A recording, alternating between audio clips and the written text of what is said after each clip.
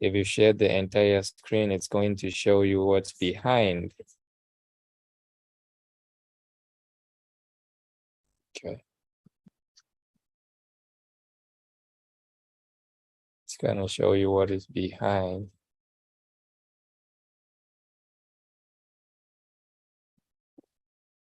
Do you see that? Okay. Now let's see.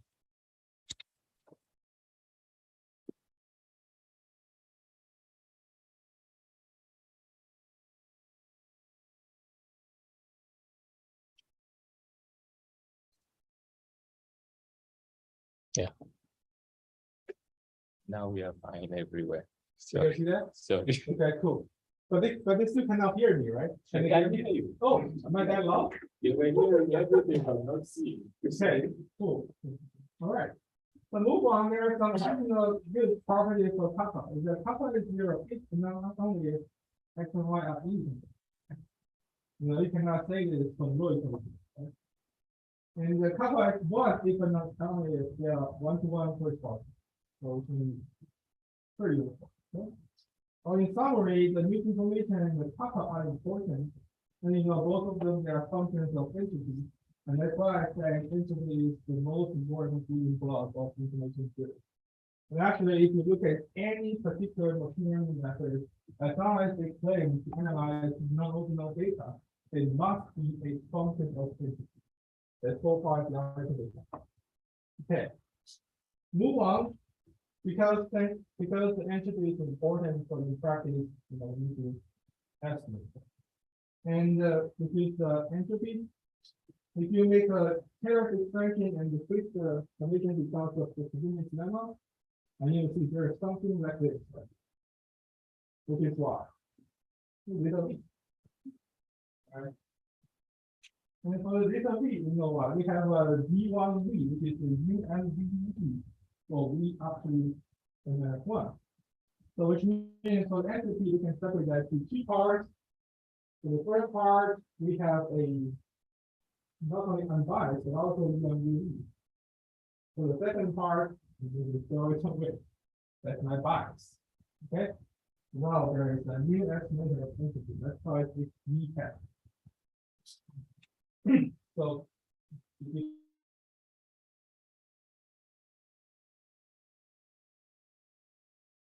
the sample proportions, okay, we call it the plug-in estimator of entropy.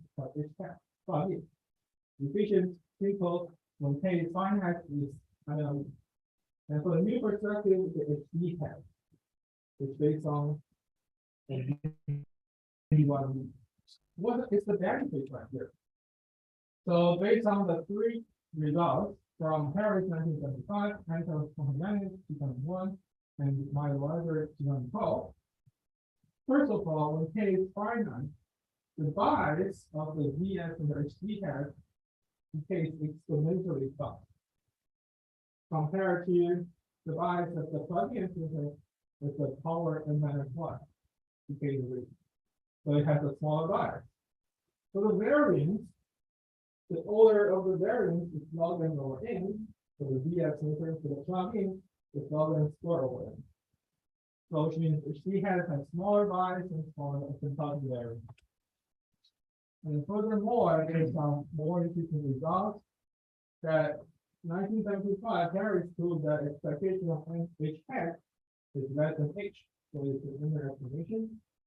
And the expectation of HV hat is also less than H because we throw away something, right? And they are positive. That's why it's also inner explanation. In 2015, Furman proved that for any particular random sample, as long as we observe more than one category, which is pretty spare, right? In that case, the H hat always strictly less than its B hat. This is for any random sample. And furthermore,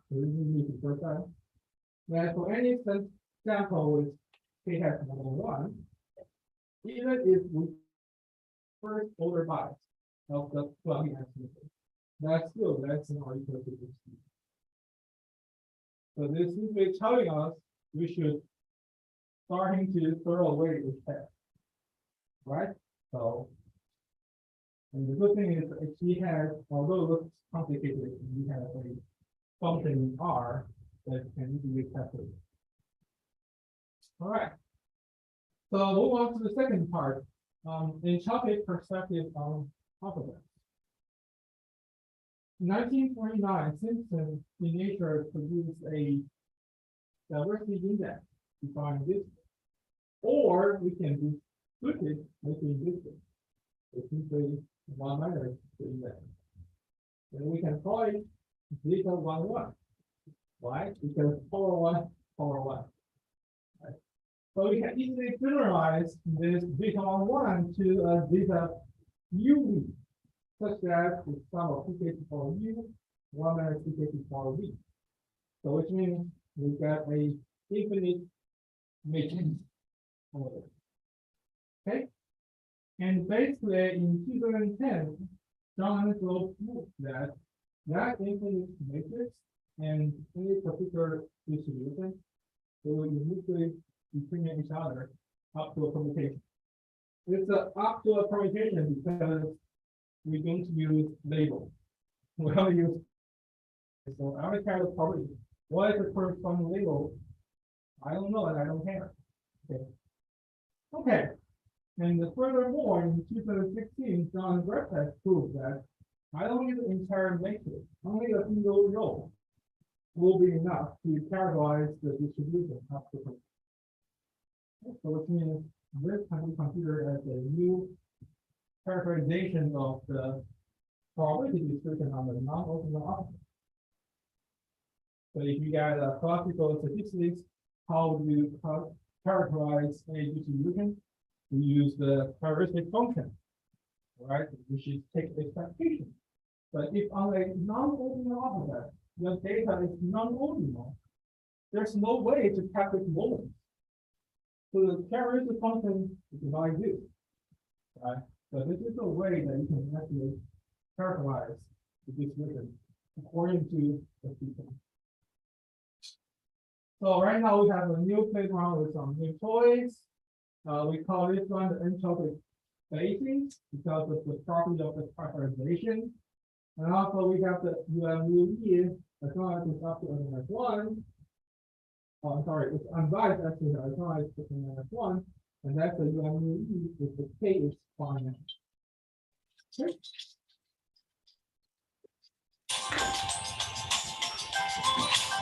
All right. Can you lead us to anywhere? It must be, okay. Otherwise I'm not going to put a line up there. Right? Okay, cool. Let's talk about diversity index. What are they? A diversity index is a function theta satisfies the following axioms. First, the theta is fully determined by the distribution. Okay, nothing to do with labels. The second, the theta is invariant under any permutation of the index set. Which means if you define a diversity index, they must satisfy the following thing. That I got a sample with 5 apples, 1 banana. We calculate diversity index. They're not the same as I got a sample of 5 bananas and 1 apple. Otherwise, it's not a fair diversity index. Okay? You don't care the labels, you only care the diversity. Okay? So in 2016, they proved that as long as you the two axes, there is not be a function of the entropic space. Okay? And furthermore, suppose if we define a family called a linear diversity index. So those diversity indexes can be presented as a linear combination of entropic spaces. And you will see almost all existing diversity index. They are linear diversity index. Okay, some of them. Index, index, many specific evidence index, which is population size, index, or you get some society entropy, so on and so forth. So most of them, if you make a tariff expansion, you make a Frobenius level and switch the summation, they all the linear combination of the data. And the bottom line is we have a V1V. So up to n-1, we're happy, right? And beyond n-1, you know, sum of p times 1 minus p to power n-1. and sum of p times 1 minus p for n. Are they similar? Yes, they are, right? So you have the sequence from 1 to n minus 1 that, of course, that we can use maybe regression to kind of recover those information and to get easily better estimation. So for example, in 2020, we did that on the estimation of problem size. Of course, that's much better than the K-cat, which is the number of temperatures we observe. This is better because we can extend to the world that we actually have not seen. Okay, move on to the last part. But I haven't asked that yet, but do you have any questions? Anything? Okay. Generalized channel affinity and beyond. Consider following situation. Suppose that x is a T34, which is a random variable following the following distribution. Pk is a C over K log squared K. And the C is just a constant to make the distribution value.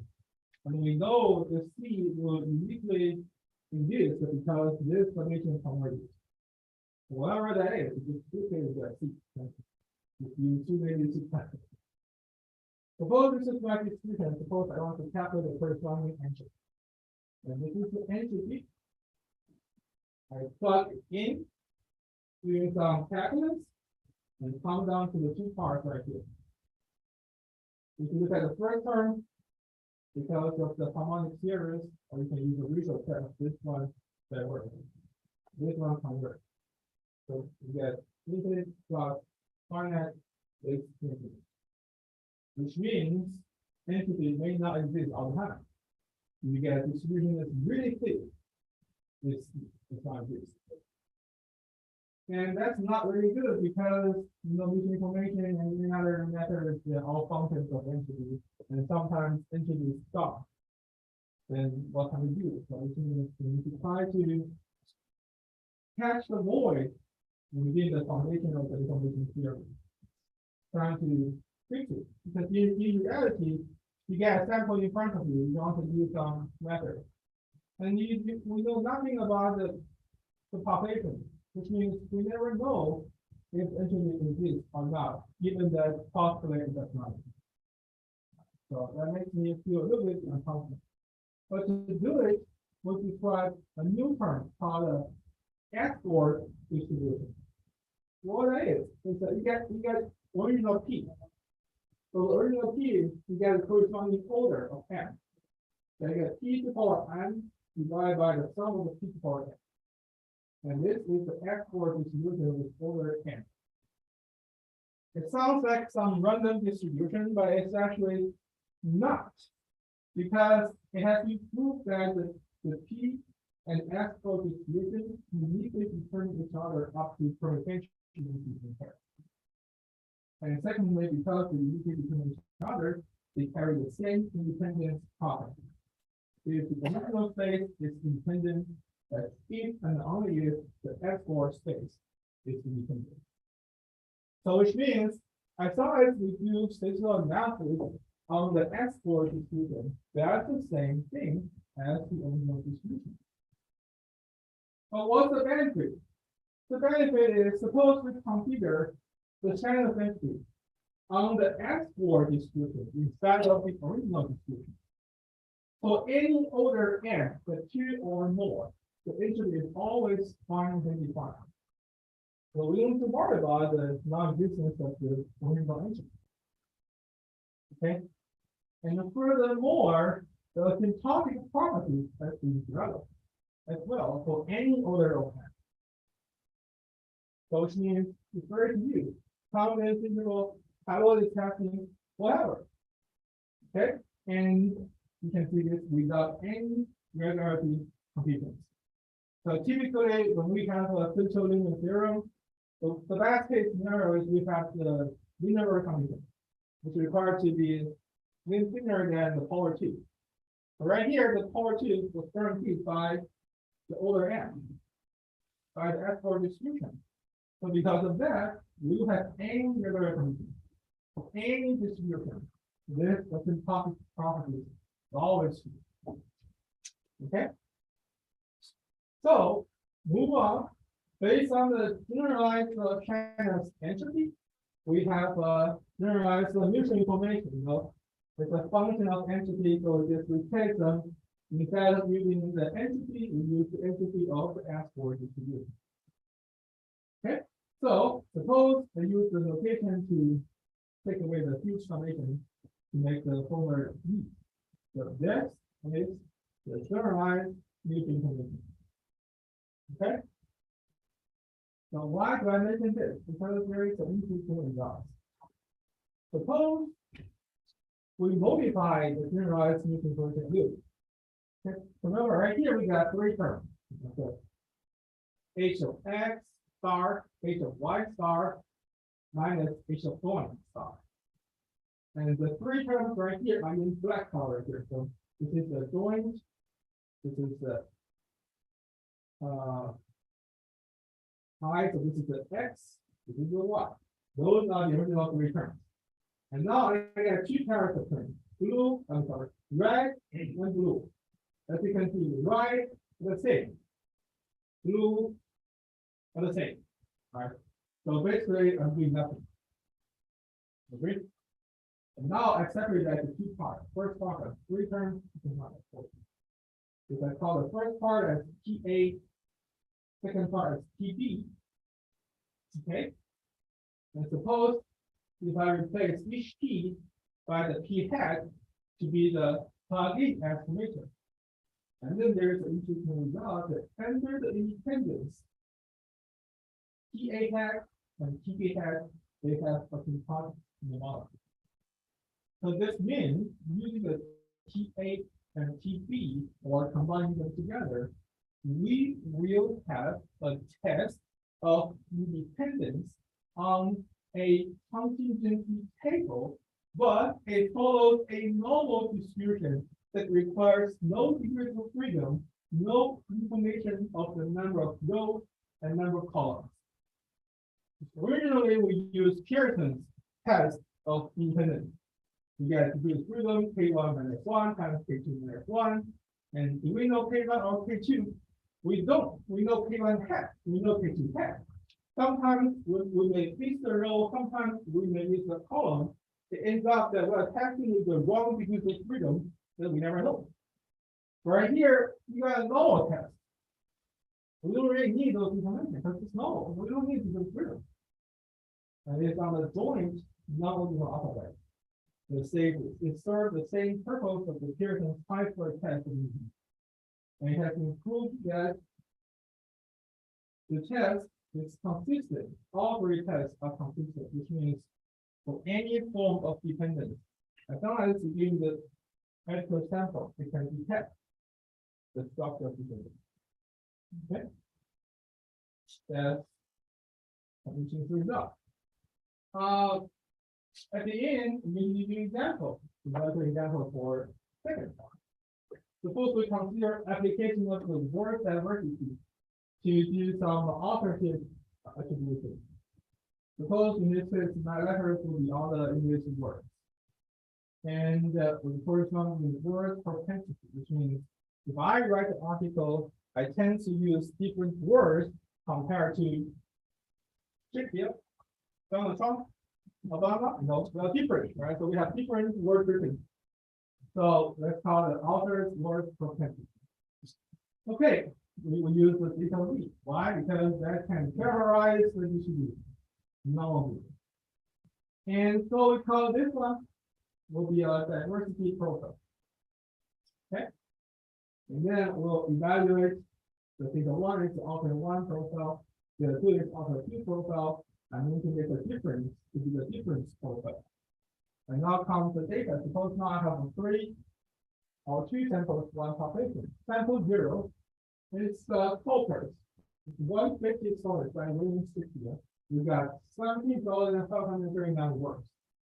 Okay, so based on those entire populations, I can get the words frequencies of sample 0. So sample 1, 3 of them in the Roman British with the 339 words.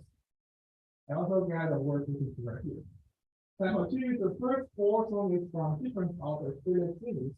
After for a scale, you get 1,048 words.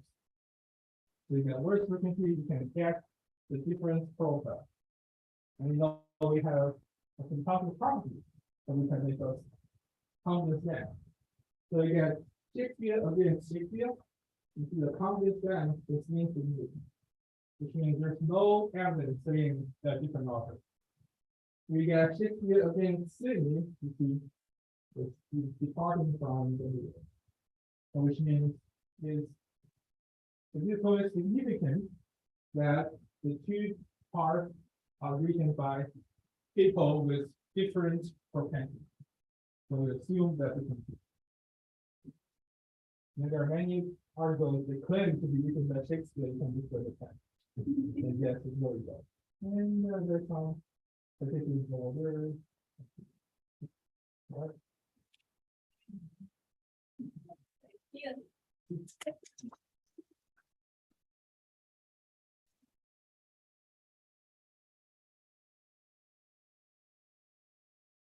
On slide number 46 of the file.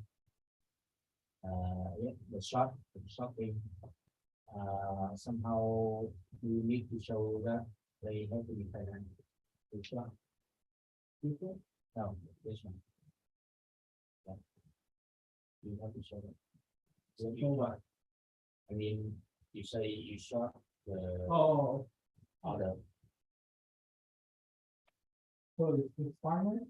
Yeah, you can short. Oh, so actually, the first thing is we're testing dependence.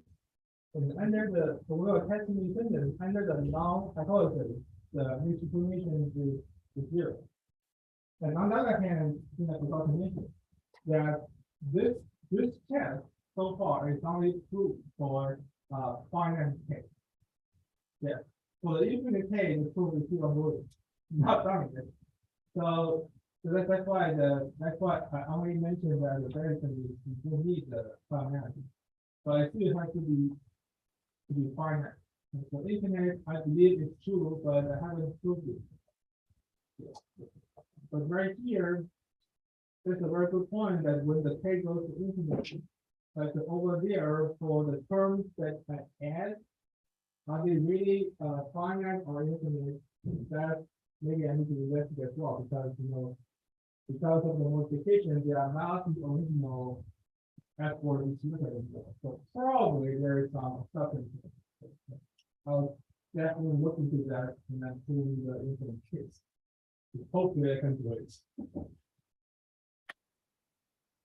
Is that clear? Yeah.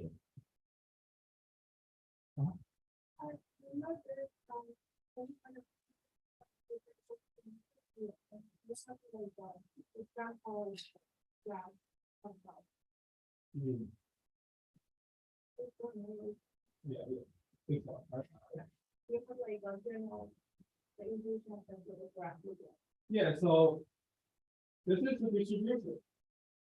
So you can definitely make the plot of the distribution. This is a value distribution, you can make the plot. So if you imagine the plot, it'll be look like, say, if you imagine you have a exponential distribution, like the scale is very big, right? And you can make it thicker, and you can make it even thicker, goes to like a power. And the power, the parameter can decrease. And as the parameter of the power distribution decreases, you get thicker and thicker and thicker. And this is just one of them. So if you plot the distribution, it still looks like a going downward. That's the curve of the distribution. It just is really thick, but it's decreasing very slow. But it's still being fast enough to make it a value distribution. And under this scenario, we can move on to the integrated part. But if the distribution is becoming very fast, then that's not a problem. But you know, in reality, if you get a very thin tail distribution, then typically we don't really worry about that, because if the tail is thin, then most of the information has already been learned. The problem is if the tail is very thick. But you know, even though you have a lot of sample, you still have quite a lot of things you haven't seen. So that's the problematic part. Yeah.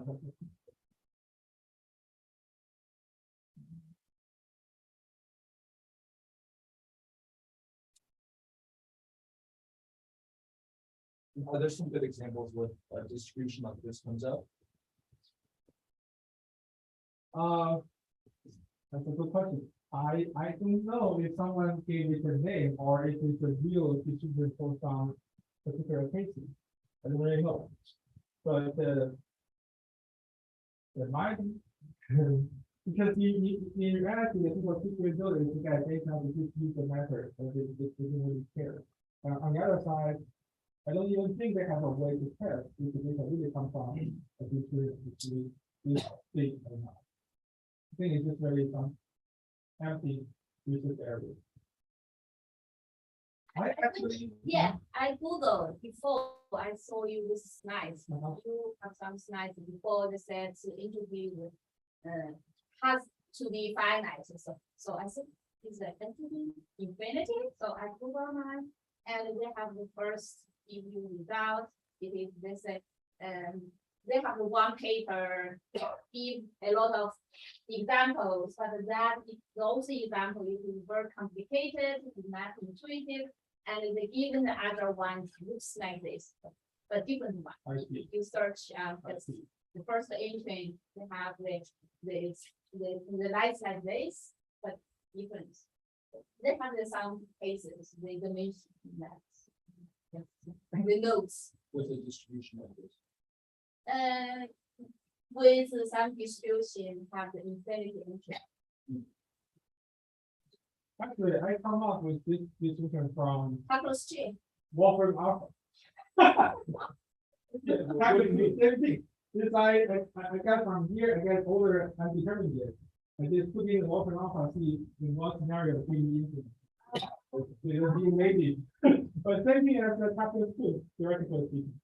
How strange. Oh, yeah, I don't know. It's very But if you make a ritual test,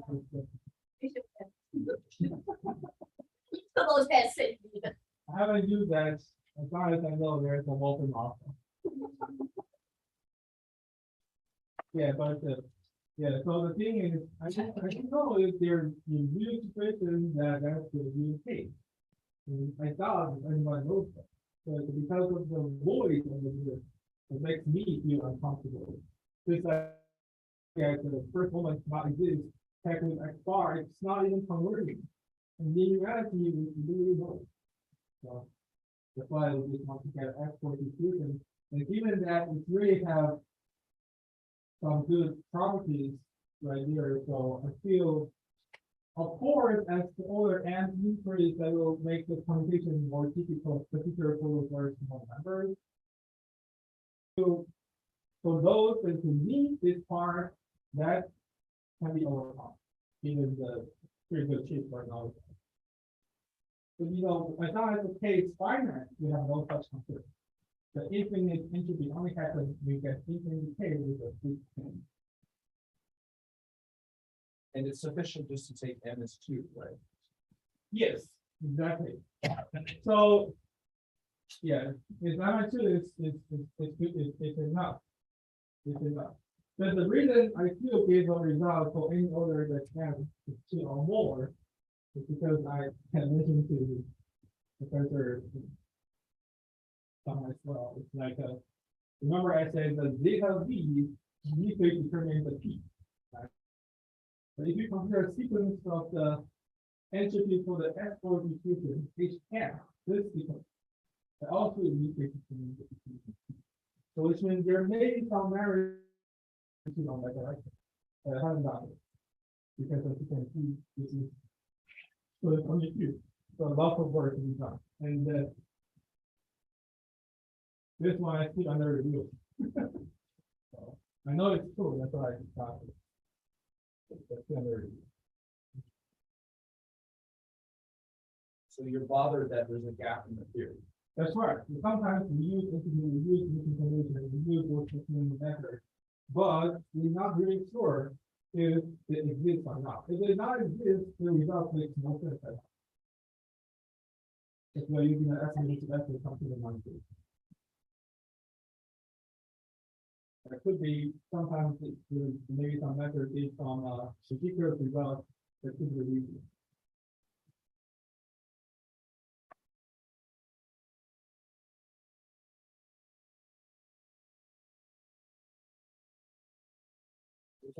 Yeah, so, sorry, so.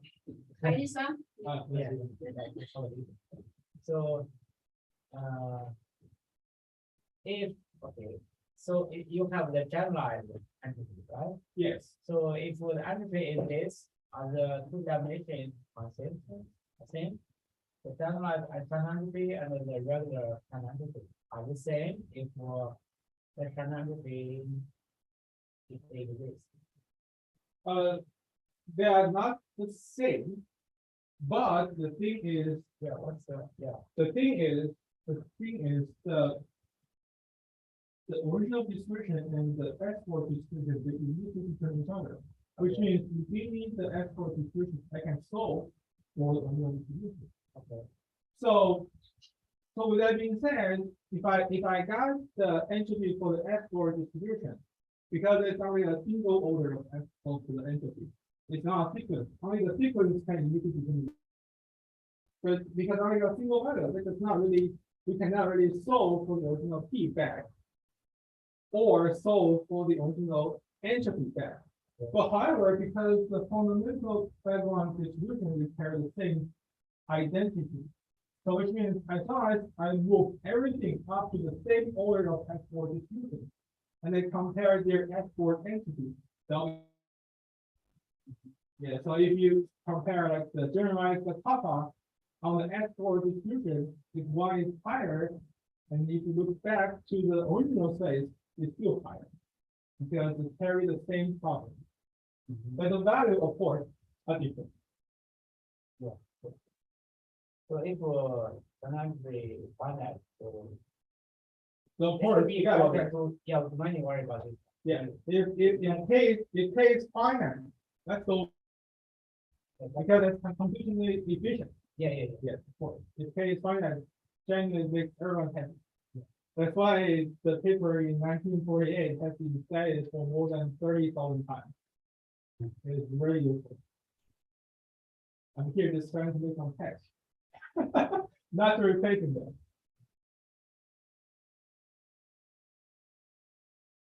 Another entity, running entity, Yes. does not have this issue. Oh, same issue as well. Same issue as well. Same issue? Yeah, running is entity. Running is equivalent, but running is a different form. Yeah, it's always finite. It's a different form. It's always finite. Or if any of this is integral at square, so it's always finite. I'm not 100% sure about Renyi's entropy form, because I know that the Teslati entropy could be infinite. But the Renyi's entropy, because right now I don't have a form of that. I'm thinking about it. Okay. Yeah.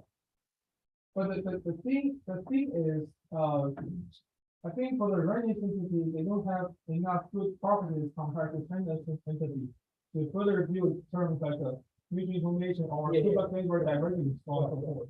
Yeah, so this is one perspective. I think Renyi's entropy is more like a diversity index to use over here to describe diversity. Yeah, And that's it. Yeah. So you have to show the art. That's the same as the sensitivity index. Yes, exactly. You say that. Oh, yeah, sure. But this is Renyi's equivalent entity. It's a little bit different from Renyi's entropy. Yeah, But Renyi's entropy is also a linear diversity index. It's a field product. But if you like to get a better estimation of the Renyi's entropy, we can put it together. That's very easy to do.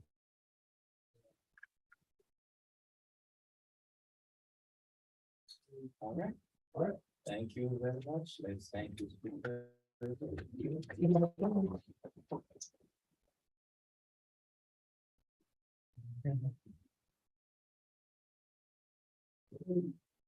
Scan. Good.